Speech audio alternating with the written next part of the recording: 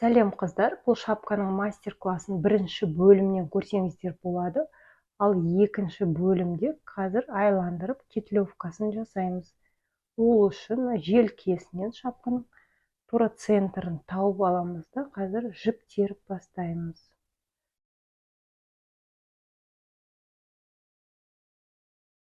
Бұл жерде екі пухноркамен бір қосымша созылмайтын жіппен тоқимыз. Видеода көрсеткендей тура бірінші қатардан бастап жіпті теріп аламыз. Крючоктан іліп аламыз да номер 3 спицемен айландырып тоқимыз.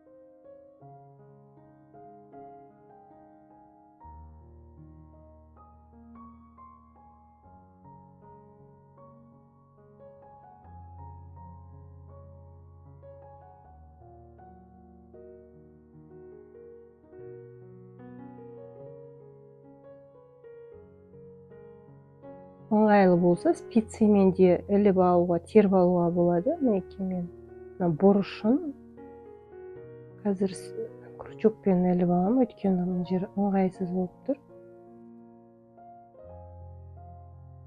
Крючокпен іліп аламыз.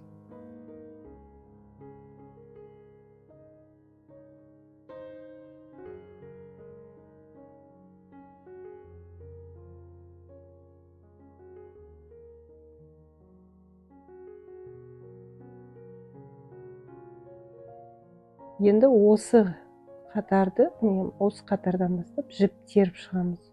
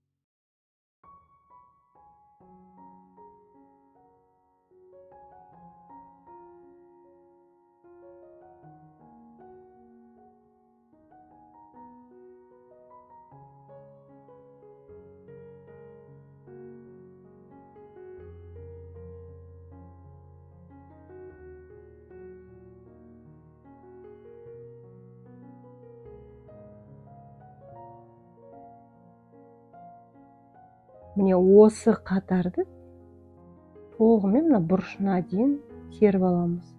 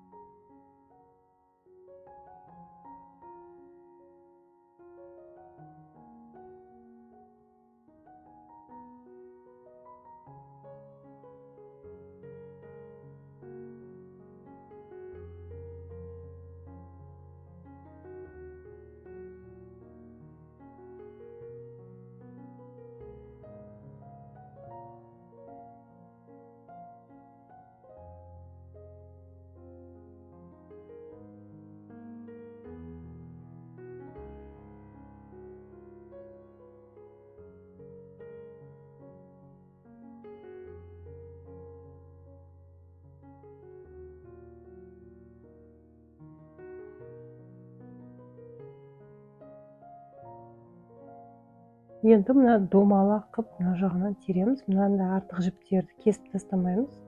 Қазір ол кетлевканың ортасынан жібере саламыз.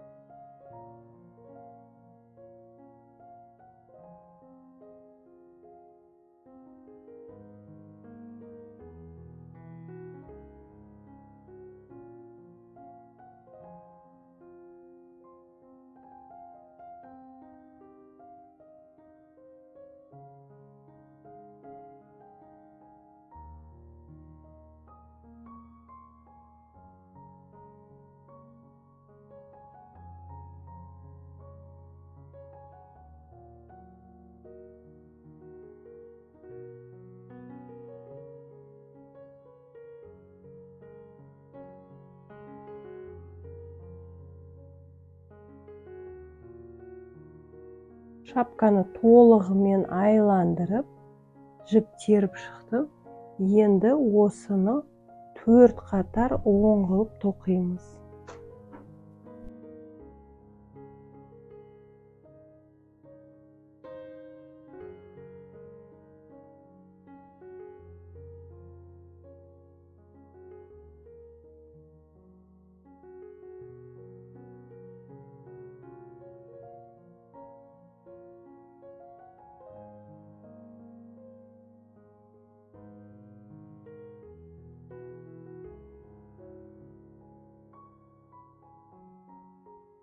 Төрт қатар тоқыдық. Енді 5-ші қатарды мына шнурға дейін тоқимыз да, осы жерден қазір шнурды өткізетін орын жасаймыз.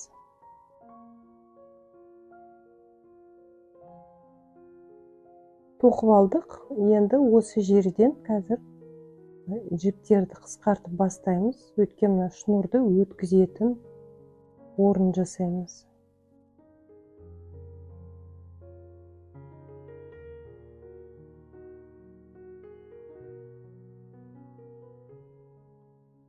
Шнурға жіп теріп алған жерден бастап қысқартамыз. Мына екі жіпті қысқартып аламыз да. Видеода көрсеткенде екі жіп теріп аламыз қосымша. Енді шнурды алдыға қарай жылжытамыз.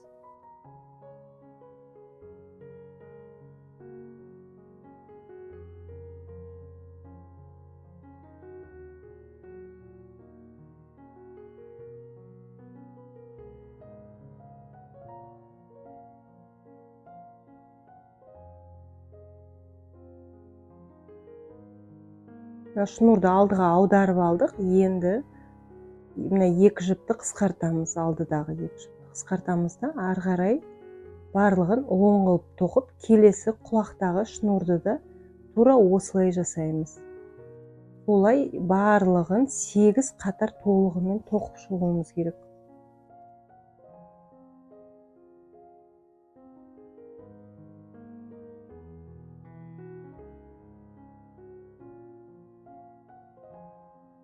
Толығымен 8 қатар тоқып алдым.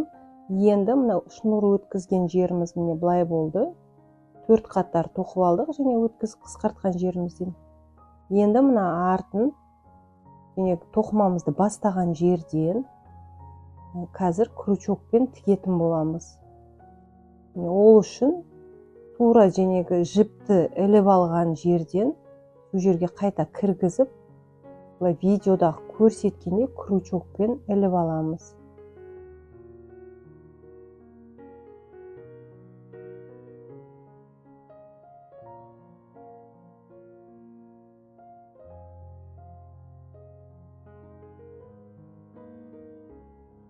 Спицияны енді пайдаланбаймыз, тек крючокпен ғана жұмыс істейміз. Енді екіншісінде тура сол екінші жіпті іліп алған жерге кіргізіп, мына жібімізге былай кіргіземіз да, жіп іліп аламыз. Екі жіпті қазір мына ішінен өткізіп бір жіп қыламыз.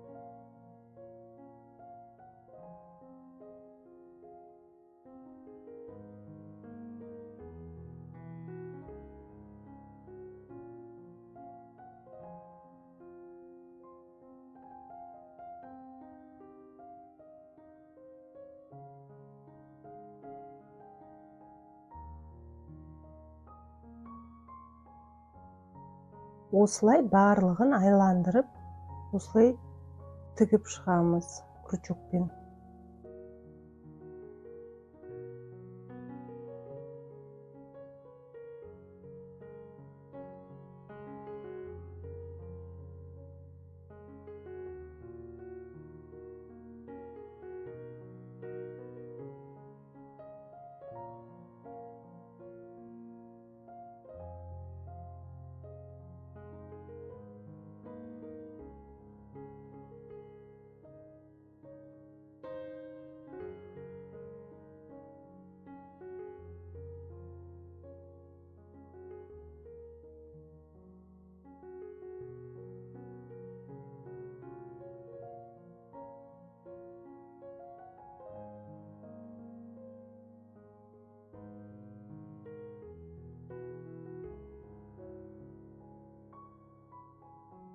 барлығын толығымен айландырып тоқып болдық. Енді мына жібімізді кішкене ұзынырақ қылып кесіп,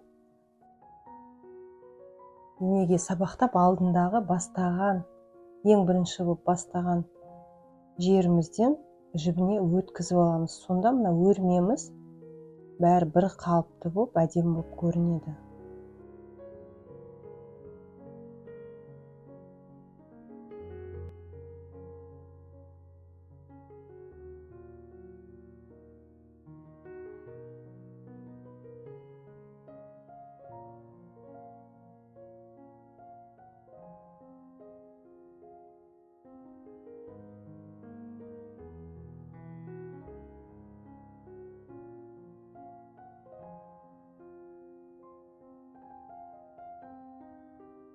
Болды, енді барлық жерін, артық жіптердің бәрін осы кетлевканың ішіне кіргізіп жібереміз. Түбінен кесіп тастамаймыз жіпті.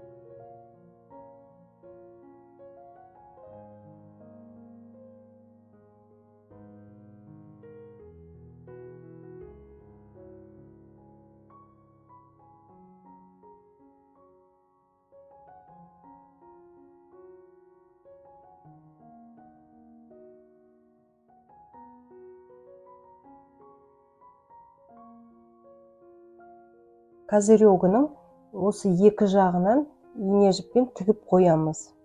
Осымен шапкамыз дайын болды. Түсінбеген жерлеріңіз болса, сұрақтарыңыз болса, комментарияға жазып кетсеңіз.